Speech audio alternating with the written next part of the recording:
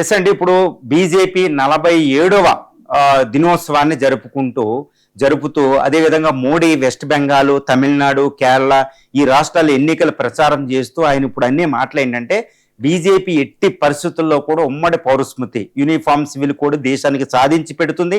అదేవిధంగా one nation one election, ఒకే దేశం ఒకే election, జమిలీ ఎలక్షన్స్ కూడా ఎట్టి పరిస్థితుల్లో మేము నెరవేరుస్తాం.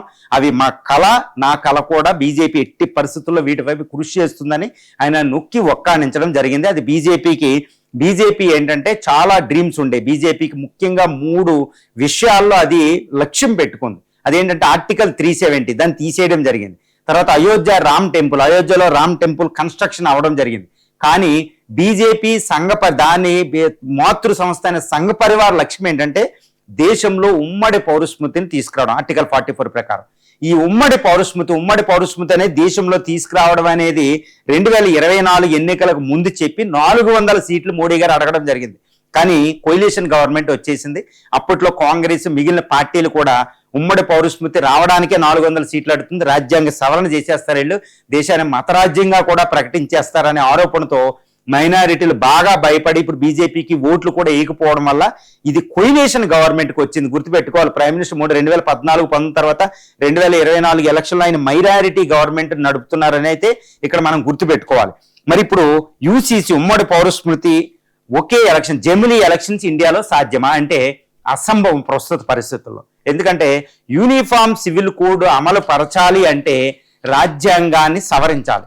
రాజ్యాంగాన్ని సవరించడానికి ఉభయ సభల్లో 2/3 మెజార్టీ రావాలి. ఇది రావాలంటే బీజేపీకి తన సొంతంగా 400 సీట్లు రావాలి. ఎందుకంటే కూటమిలో ఉన్నవి అంటే ఎన్డీఏలో ఉన్న కొన్ని పక్షాలు తెలుగుదేశం అంటేది ఎట్టి పరిస్థితుల్లో ఒప్పుకోకపోవచ్చు, అది సెక్యులర్ పొలిటికల్ పార్టీ. తర్వాత జేడీయూ కూడా బీహార్ నుంచి ఒప్పుకోకపోవచ్చు. ఈ రెండు ఒప్పుకోకుండా 2/3 మెజారిటీ రాదు. ప్రస్తుతం ఇప్పుడున్న 270, 295 సీట్లు అనేది లోక్సభలో సరిపోవు. కాబట్టి రాజ్యసభ, లోక్సభలో దానికి పూర్తి మెజార్టీ 400 సీట్లు రావాలి, రాజ్యసభలో మెజార్టీ రావాలి. ఇలాంటి పరిస్థితి మళ్ళా బీజేపీకి వచ్చే అవకాశం ఇక్కడ కనపడడం లేదు. కాబట్టి యూసీసీ అనేది అసంభవం. ఇటు కాంగ్రెస్ 2 డజన్ల పొలిటికల్ పార్టీలు వ్యతిరేకిస్తున్న ఉమ్మడి పౌరస్మృతిని.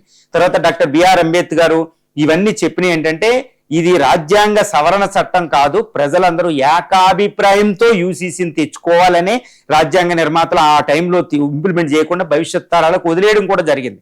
కాబట్టి యూసీసీ సుప్రీంకోర్టు అమలు జరపలేదు, పార్లమెంటును అడగగలిగిద్ది అంతే. కాబట్టి ఉమ్మడి పౌరస్మృతి అనేది ప్రస్తుత పరిస్థితుల్లో రాజకీయ సమీకరణల రీత్యా, తర్వాత మైనారిటీల్లో ఉన్న భయాల వల్ల, ఎన్నో పొలిటికల్ పార్టీలు కాంగ్రెస్ లాంటివి ఒప్పుకోకపోవడం వల్ల ఇప్పుడు హైలీ ఇంపాసిబుల్ టాస్క్ అయిపోయింది. కాబట్టి ఇది బీజేపీకి సాధ్యం కాదు. తర్వాత ఒకే దేశం ఒకే ఎన్నిక అనేది కూడా ఇప్పుడు 5 రాష్ట్రాల్లో ఎన్నికలు జరుగుతున్నాయి. మళ్ళీ 2029లో ఎలక్షన్స్ ఉన్నాయి. ఈ లోపు ఎన్నికలు జరిపోయి 1-2 సంవత్సరాలైన గవర్నమెంట్ని క్యాన్సిల్ చేయాలి. తర్వాత భవిష్యత్తులో ఎన్నికలు జరగబోయే 2029 దాకా ఇప్పటి నుంచి జరగబోయే ఎన్నికలన్నీ ఆపి 2029 కానీ 28లో కానీ ఒకేసారి దేశవ్యాప్తంగా అంటే ఒకే ఎన్నిక, వన్ నేషన్ వన్ ఎలక్షన్ అంటే కేవలం లోక్సభే కాదండి, అసెంబ్లీలకి అదేవిధంగా లోకల్ బాడీలు కూడా ఒకేసారి ఎన్నికలు పెట్టాలి 3 స్టేజెస్లో. కాబట్టి ఇది అంత ఈజీ టాస్క్ కాదు. ఎందుకంటే given the undivided political situation అనమాట. ఎందుకంటే ప్రధాన రాజకీయ పార్టీలు దానికి ఒప్పుకోవడం లేదు. జమిలీ ఎలక్షన్ ప్రత్యేకించి ప్రాంతీయ పార్టీలు తమ అస్తిత్వానికి ఇది ప్రమాదంగా పరిగణిస్తున్నాయి. కాబట్టి ఇలాంటి సందర్భంలో ఇప్పుడు మోడీ గారు అన్నట్టు ఇది ఒకే దేశం ఒకే ఎన్నిక, యూసీసీ ఎన్నైనా ప్రయోజనాలు ఉండవు. చాలా విస్తృతమైన ప్రయోజనాలు ఇక్కడ ఉమ్మడి పౌరస్మృతి వల్ల ఉన్నాయి. చాలా విస్తృతమైన ప్రయోజనాలు ఒకే దేశం ఒకే ఎన్నిక వల్ల ఉన్నాయి.